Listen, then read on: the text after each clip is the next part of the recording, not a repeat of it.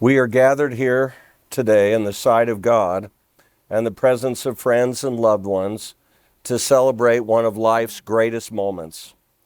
We are here to give recognition to the worth and beauty of love and to add our best wishes and blessings to the uniting of Nathan and Bee in holy matrimony. Nathan and Bee, marriage is the most important of all earthly relationships. It should be entered into reverently, thoughtfully, and with full understanding of its sacred nature. Your marriage must stand by the strength of your love and the power of faith in each other and in God. Just as two threads woven in opposite directions form a beautiful tapestry, so too your lives, when merged, will make a beautiful marriage. This ceremony and the subsequent dinner and open house conclude a significant series of events and celebrations over the last 2 days. This series of events was initiated by your eternal sealing in a holy temple of the Lord. As you know, it is indeed an actual house of the Lord. Much of what is taught and accomplished inside the temple is not discussed outside of that sacred space. One principle that underlies the privacy of your sealing is its sacred and its holy nature. Indeed, its privacy to us as members of the Church of Jesus Christ of Latter-day Saints is a reflection of the serious nature of the bond created in the presence of God and His holy angels. Continuously treasure the solemnity of your covenant with God, and He will keep safe watch over the two of you forever and ever. In the book of Genesis, in the Bible, we read the following words, quote, "The Lord God caused a deep sleep to fall upon Adam, and he took one of his ribs. And from the rib which the Lord God had taken from man, he made a woman and brought her unto man. Adam said, Now this is bone of my bones and flesh of my flesh, and she shall be called woman, because she was taken out of man. Therefore shall a man leave his mother and his father, and shall cleave unto his wife, and they shall be one flesh." Please note that husbands and wives are commanded by the God of heaven to cleave to each other. In Noah Webster's 1828 dictionary, the principal definition of the word cleave is to, quote, "unite closely in interest and affection, to adhere to with strong affection." Dietrich Bonhoeffer, a brilliant German theologian born in 1906, was imprisoned and finally executed in a concentration camp. This single man was a prolific writer, and sympathetic guards helped him smuggle out of prison some of his letters and writings. One of his letters regarding marriage was written to his niece, and it included the following beautiful statement regarding marriage. Quote, "Marriage is more than your love for each other. In your love, you see only your two selves in the world. But in marriage, you are a link in the chain of generations, which God causes to come and to pass away to His glory and calls into His kingdom. In your love, you see only the heaven of your own happiness. But in marriage, you are placed at a post of responsibility toward the world and mankind. Your love is your own private possession, but marriage is more than something personal. It is status. It is an office. Just as it is the crown and not merely the will to rule that makes the king, so it is marriage and not merely your love for each other that joins you two together in the sight of God. So love comes from you, but marriage comes from above.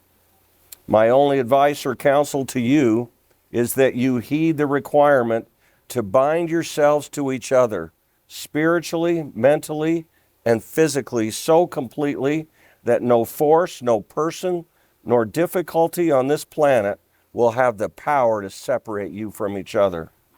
I promise you that as you cleave to each other, that as the weeks, months, and years pass, you will come to know happiness in this life beyond your present capacity to comprehend. May God's choicest blessings be distilled upon you, and may you be blessed in your union with a long life of happiness together. You will now, I understand, have the exchanging of vows, after which you'll present the rings to each other. Am I going first? Happy. Would you like me to go first?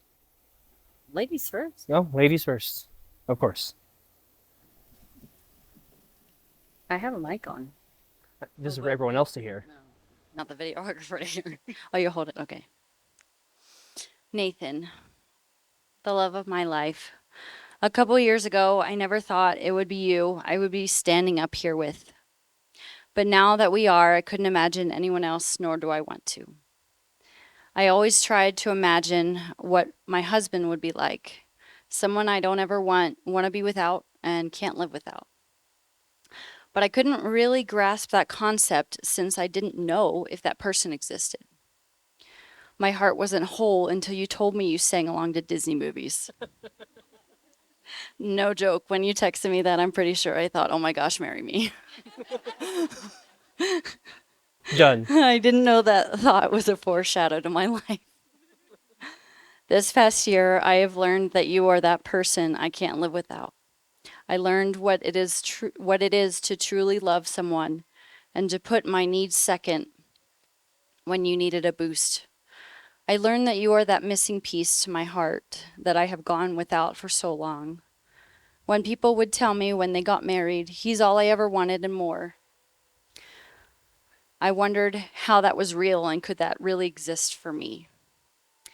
Nathan AC, you are all I ever desired, with some added bonus features I thought didn't exist in a man.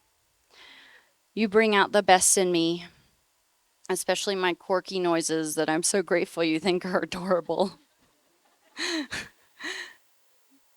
There are so many times I have thought, I can't believe we fit so perfectly together. I promise to always be by your side through the good and the bad. I promise to completely love you through your strengths and weaknesses. I promise to celebrate with you, cry with you, and all the in-between stuff with you. I promise to share the remote for the TV.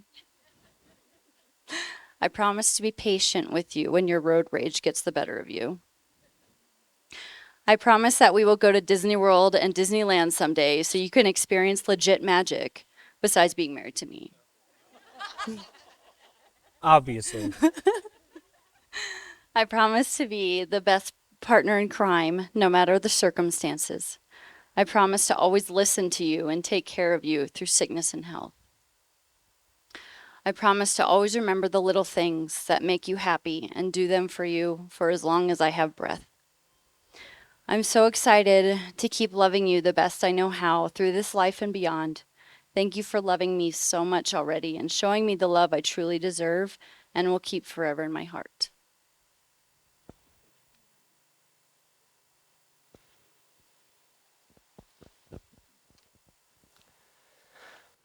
B, when I was thinking about what I wanted to say with my vows, the first thing I wanted to tell you is that you're the woman of my dreams, and I love you so much. With that being said, I'm sure at some point in our future, I'm going to make you mad, annoyed, or just plain sick of me. I know that there are a couple things that I cannot promise you. For example, I cannot promise that I won't sing very loudly in the car when a song comes on that I want to sing, even though it might hurt your ears. I also can't promise that I won't repeat myself to you 3 or 4 times. I forget sometimes I tell you things, so inevitably I will tell you something important after I've already told you previously. I also can't promise that I'll remember anything, and you'll most likely have to tell me multiple times for something for me to remember. It's not because I don't listen, I simply have bad memories sometimes. I know how much you love to remind me of things, so maybe it won't be that bad. I'm sure there will be many other things that I can't promise. However, there are a couple things that I can promise. No, they've existed. I promise that I will always try to do better. And even though it may take a couple attempts, I'll try nonetheless. I promise that I'll make sure our household is full of love and fun. I promise that I will try to make you laugh, even if my jokes are bad. I promise to try and pick up the slack when you need, as I know you will pick up my slack when I'm having difficult days. I promise that our children and grandchildren will have an example of how a marriage and relationship should be because of how we treat each other. I promise to do everything I can to make the Lord a top priority in our marriage, whether that's praying with you, reading scriptures, or following priesthood callings and duties. Finally, I promise to love you and be in love with you in this life and the next. You are my everything, and I will truly be yours.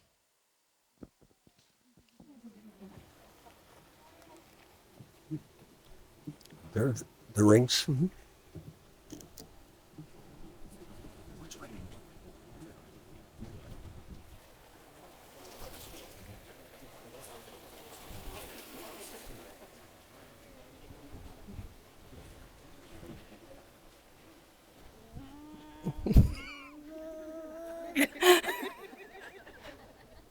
It's warm out here, guys.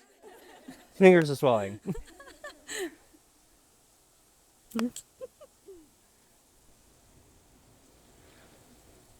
Oh,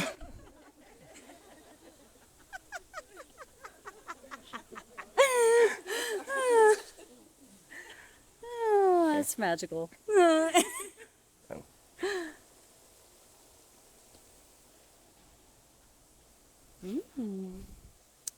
As Nathan and Bee exchange a kiss as husband and wife, please join me in giving them a round of applause.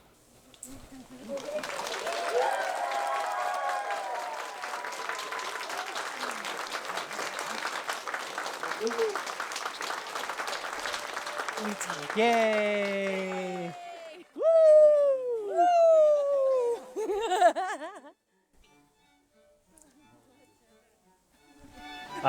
You come with us, everyone else stays, I guess.